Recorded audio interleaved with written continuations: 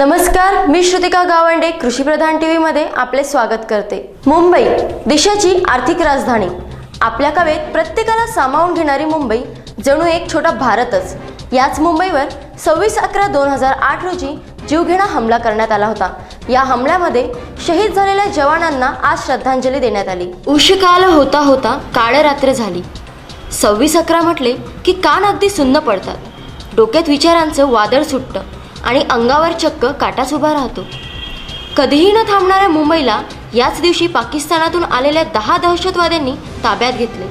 तब्बल 3 दिवस त्यांनी मुंबईला वेठीस धरले। घडलेल्या नृशंस हिंसाचारात अनेक निरपराधांना जीव गमवावा लागला। ताज हॉटेल, ओबेरॉय, CST इतकेच काय, ज्यूधर्मीयांचं नरिमन हाऊस या इमारतीत घुसून या दुष्टांनी धाडधाड गोळीबार करत निष्पाप आणि निरागस जीवांना निर्दयीपणे ठार केले।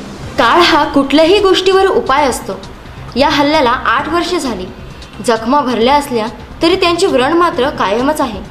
त्याचवेळी देशाच्या अस्मितेवर झालेल्या या भ्याड हल्ल्याविषयीचा संतापही आहेच। याचीच आठवण म्हणून देशभरात ठिकठिकाणी शहीद झालेल्या वीर जवानांना श्रद्धांजली अर्पण करण्यात आली। आज मेहकर तालुक्यातील डोणगाव येथे 26/11/2008 मधील शहीदांना श्रद्धांजली अर्पण करण्यात आली। तर कॅन्डल मोर्चा श्री शिवाजी विद्यालय येथून काढण्यात आला होता। या मोर्चाचा समारोप हा ग्रामपंचायत येथे करण्यात आला। यामध्ये विद्यार्थी व गावकऱ्यांचा समावेश होता। अमरावतीमध्येही शहीद झालेल्या जवानांना श्रद्धांजली देण्यात आली।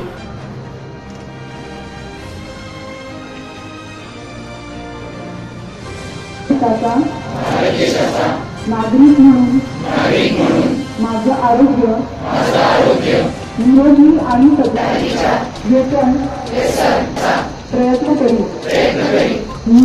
मी माझ्या देशाचे जे असे भ्याड हल्ले होतात त्याला भारत कधीही घाबरणार नाही। त्याला रोखोक असं उत्तर आणि प्रत्युत्तर नेहमी दिलं जाईल आणि भारतीय जवान ते काम अत्यंत चोखपणे बजावत असतात। त्यासाठी मी त्यांना मनपूर्वक अभिवादन करते आणि सलाम देते। जय हिंद, जय महाराष्ट्र। 26/11च्या या सर्व वीर शहीदांना कृषीप्रधान टीव्ही कडून भावपूर्ण श्रद्धांजली। मेहकरवरून देवीदास खनपटेसह अमरावतीवरून श्रुतिका गावंडे, ब्युरो रिपोर्ट कृषीप्रधान टीव्ही।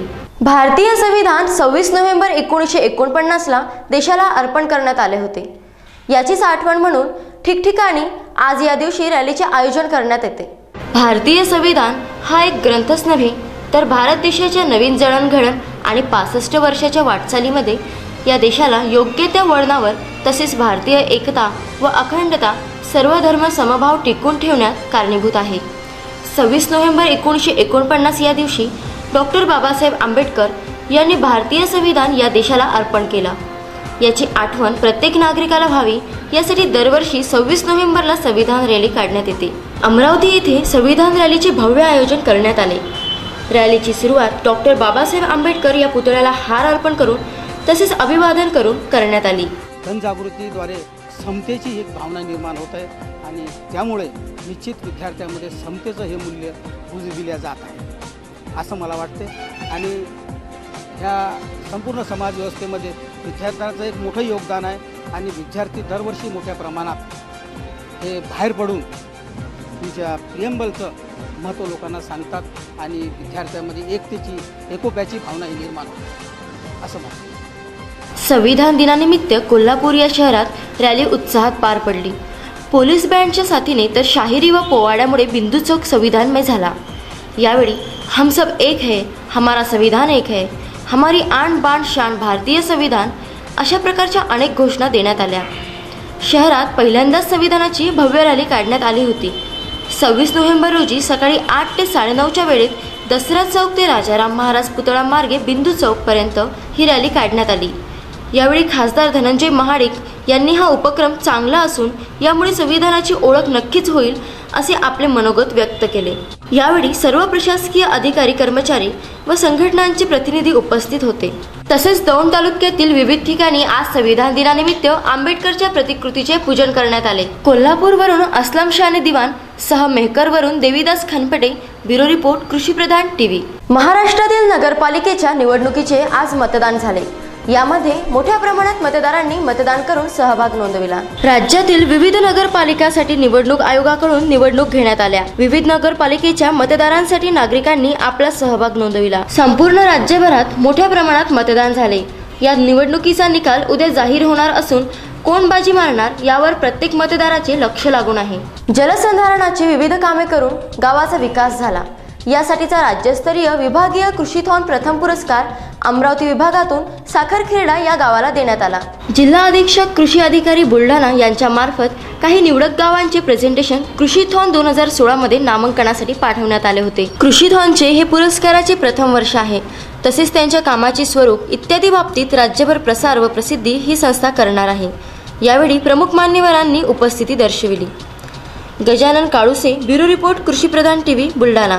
वीरशैव सेवा समाज यांच्या वतीने उपवर वधू परिचय मेळावा नागपूर येथे आयोजित करण्यात आला होता. या परिचय मेळाव्यामध्ये उपवर वधू यांनी व्यासपीठावर येऊन आपला परिचय उपस्थितांना करून दिला व आपल्या अपेक्षा भावी जोडीदारांबद्दल व्यक्त केल्या. यावेळी विदर्भातून बरेच समाज बांधव उपस्थित होते. या मेळाव्याला 144 उपवधू तसेच 180 उपवर यांनी आपली हजेरी नोंदवली. या सर्व मेळाव्याचे पुस्तक सर्व उपस्थितांच्या घरी पाठविण्यात येईल, जेणेकरून सर्वांना त्याची संपूर्ण माहिती होईल. या मेळाव्याचं खरं उद्दिष्ट असं आहे की एकाच मंचावर प्रत्येक मुलामुलीला एकमेकाला पाहण्याचा आणि लग्न जुळून घेण्याचा फार मोठा याच्यात संधी मिळत असते आणि जास्तीत जास्त मोठ्या प्रमाणात एकत्र व्हावं आणि लग्न जुळून यावे याकरता आमचं खरं उद्दिष्ट असते. आमची कार्यकारिणी याच्या मागे लागलेली असते. समाजाचा आपण खरोखर काहीतरी त्यांना फायदा करून दिला पाहिजे, हे आपलं उद्दिष्ट आहे. तसेच आमची अशी फार इच्छा आहे आणि आम्ही त्यासाठी प्रयत्न करतोय की हा मेळावा विदर्भस्तरीय व्हावा. म्हणजे आता प्रत्येक वेळेस कसं यवतमाळला जावं लागतं, वर्धेला जावं लागतं, अमरावतीला जावं लागतं, नागपूरला जावं लागतं. तर हा मेळावा आमचा एक विदर्भस्तरीय करायची फार इच्छा आहे. आणि पुस्तकाची किंमत फक्त आम्ही 100 रुपये ठेवतो. या उलट जे वधूवर आपला परिचय येऊन स्टेजवर करतील त्यांना पुस्तकाने मोफत देतोय. पण जवळजवळ हा मेळावा निःशुल्क आहे. अशा प्रकारे महाराष्ट्रामध्ये मेळावा निःशुल्क करण्याचं आमचं पहिलं पाऊल उचललं गेलं आहे.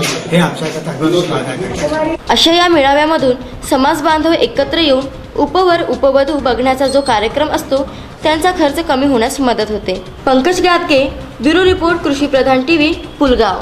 आता आपण पाहू शकता आपले चॅनल आपल्या मोबाईलवर. त्यासाठी सबस्क्राईब करा कृषीप्रधान टीव्हीचे यूट्यूब चॅनल. अधिक बातम्या व माहितीसाठी लॉग इन करा आमची वेबसाईट www.कृषीप्रधान.tv. तसेच कृषीप्रधान टीव्हीच्या फेसबुक पेजला लाईक करण्यास विसरू नका. पुन्हा भेटूया नवीन घडामोडीसह. तोपर्यंत नमस्कार.